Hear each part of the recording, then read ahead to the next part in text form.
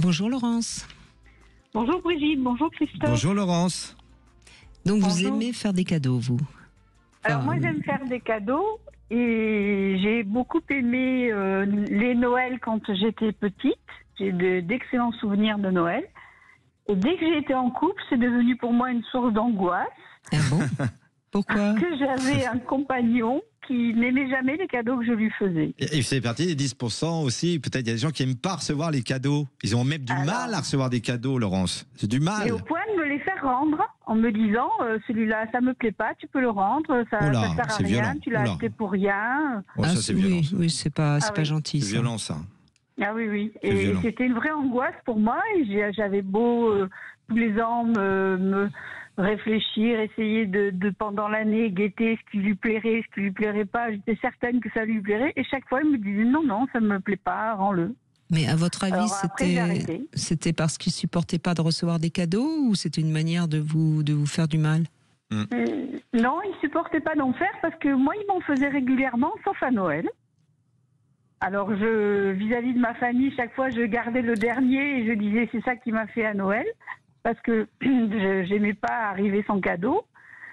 Et il m'en faisait tout le temps, sauf à Noël. Et par contre, je ne pouvais pas lui en faire. Il devait avoir un problème avec Noël et certainement, ça remonte certainement à sa Mauvais propre souvenir. histoire, oui. Mauvais souvenir. Oui, oui. Bon, là, vous n'êtes plus ensemble, visiblement, je l'entends bien. Non. Mais je pense que ça parlait de sa propre histoire, Bien évidemment. sûr. Mais c'était pas qu'à Noël qu'il aimait pas les cadeaux. Hein. Même, du coup, je lui en faisais plus. Je lui ai dit, écoute, puisque ça ne te convient pas, je ne te fais plus de cadeaux. Bah, bien sûr, bien Que sûr. ce soit anniversaire, fête des pères, Noël, je n'en fais plus. En même temps, Laurence, si je peux vous faire un retour de coach, Brigitte a référé lors de son introduction de l'émission à quelque chose qu'on connaît très bien, qui sont les 5 langages de l'amour de Gary Chapman.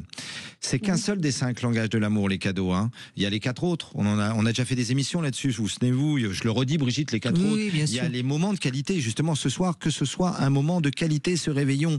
Moment de qualité, c'est fort. Il y a les paroles valorisantes. On en a dit tout à l'heure, vous vous rappelez, avec l'auditrice d'avant, hein, de la gratitude, des compliments, Brigitte a proposé. Il y a les services rendus.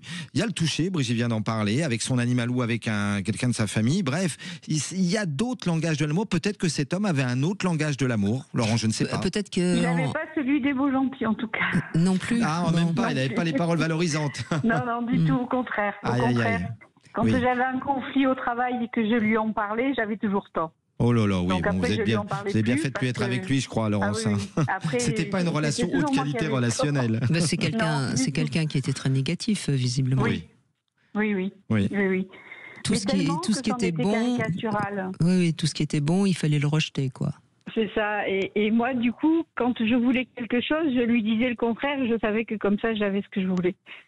À ce Parce que point-là. c'était tellement caricatural qu'il voulait toujours le contraire de ce que je lui proposais. Mais Brigitte, c'est un vrai problème pour ce soir, pour certains au réveillon. Ça m'est arrivé, moi, je dirais pas avec qui de ma famille. Quand vous avez quelqu'un dans votre entourage qui est invité, quelqu'un que vous connaissez très très bien, hein, et on est famille élargie à 20, 30 ou 15.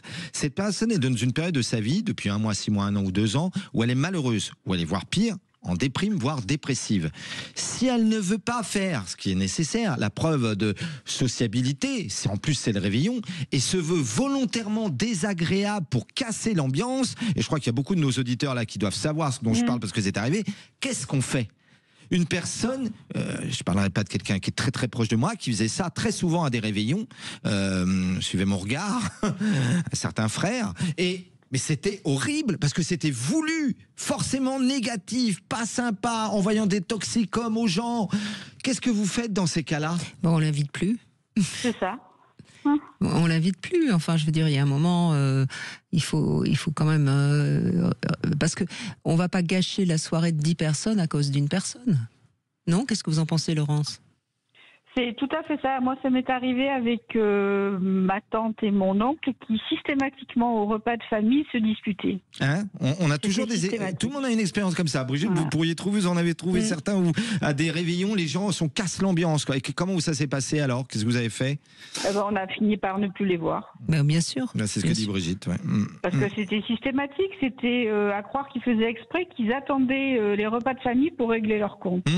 C'est rendez-vous au quai Coral pour eux. C'est ça. C'est vraiment, on règle les comptes avec la sœur, le frère, la cousine, le cousin. Mais même entre eux. Et entre eux, pour se alors dire ça, c'est des encore choses pire. qu'ils auraient pu se dire à la maison en tête à tête, et ils Je attendaient connais ça. d'être devant tout le monde pour se les dire. Donc ça finissait toujours en pugilat, les enfants pleuraient. Enfin, Non, à un mais moment, on a ce qu'il faut bien comprendre, c'est que de toute façon, ce soir, va remonter à la surface de manière plus ou moins inconsciente des tas de non-dits, des tas de règlements de compte de notre enfance. Et si on n'est pas un tant soit peu mature, c'est-à-dire si on n'est pas un peu capable de garder ça pour soi, eh bien ça ressort, surtout que bon, il y a un peu d'alcool, il y a un peu d'euphorie, et donc ces gens-là se rendent même pas compte de ce qu'ils font. Mais en attendant, ils gâchent la soirée. Mais nous, on a fait le tri maintenant. Au lieu d'être une c'est ça. vingtaine, on Mais est bien 5 ou sûr. 6, et puis ça suffit. Et ça va très bien.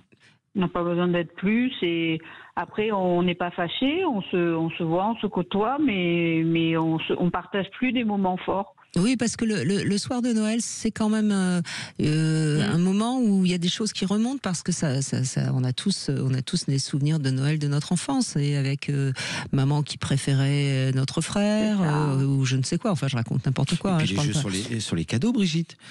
Parfois, il y a une rivalité au niveau des cadeaux. Parfois, des préférences se voient au moment où on déballe.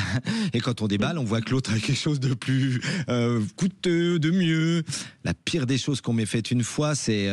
Enfin non, je ne vais pas raconter cette anecdote-là. Mais si, allez-y, vous avez commencé. Allez. Parce que c'est trop drôle. On était à Noël, j'avais amené une petite copine chez mes parents, donc il y avait une quinzaine et on n'était pas ensemble depuis très longtemps. Et puis bon, Noël avec la famille, tout le monde ne fait pas des cadeaux à 5 000 € ou 15 000 €, on est d'accord, hein, on l'a dit là dans la typologie. C'est une chemise, c'est trop sympa, quoi, vous voyez.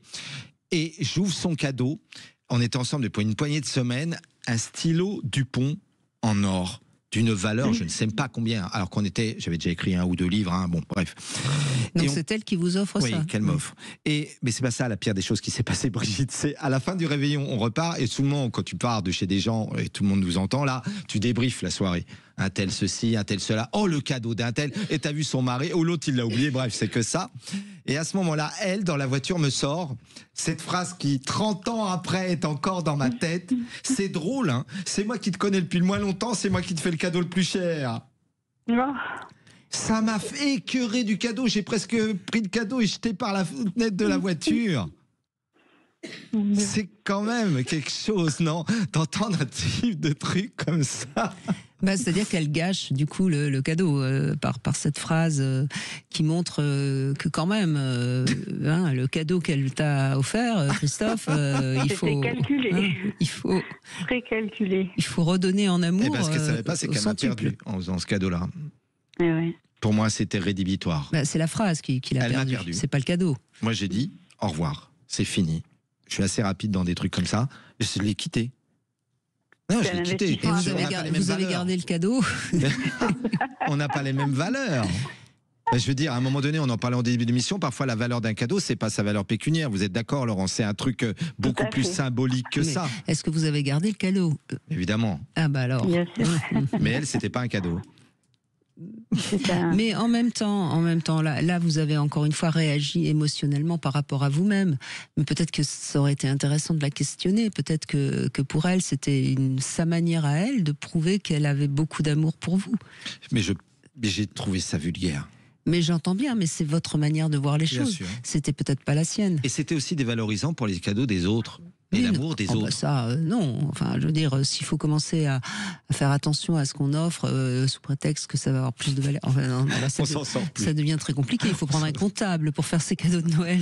Ouais, mais dans ce cas-là, il faut penser à cette phrase magnifique d'Einstein qui dit, et elle est très belle, je l'offre à tout le monde pour Noël, tout ce qui compte ne peut pas être compté, et tout ce qui peut être compté ne compte pas toujours. Voilà. Bon, on n'arrivera pas à la répéter tout de suite, Laurence. Hein, il va falloir prendre des notes. Tellement vrai, quand même. C'est beau, Laurence, n'est-ce pas? Tellement vrai. C'est tellement vrai. Elle est très belle. Alors ça aussi, c'est un cadeau qu'on peut faire, c'est offrir une jolie carte avec une phrase très belle d'amour.